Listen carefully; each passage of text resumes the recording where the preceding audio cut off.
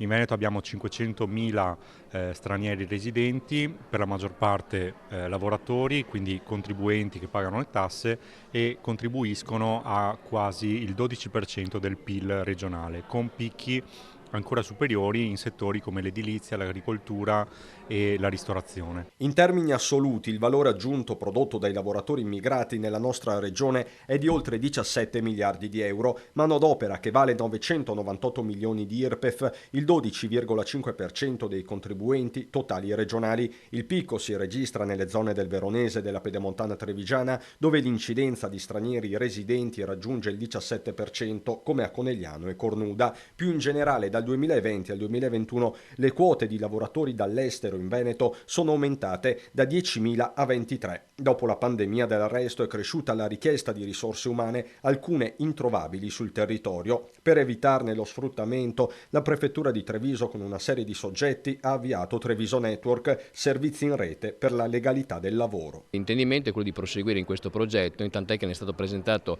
e si spera che venga finanziato una prosecuzione con estensione alla provincia di Belluno anche delle iniziative che si sono state realizzate con questo progetto. La stessa direzione distrettuale antimafia con il colonnello capo Stefano Caporossi ha confermato come il 6-7% delle imprese in Veneto sia illegale, dal tessile all'edilizia, un fenomeno ancora sommerso che fa leva proprio sulla manodopera più fragile.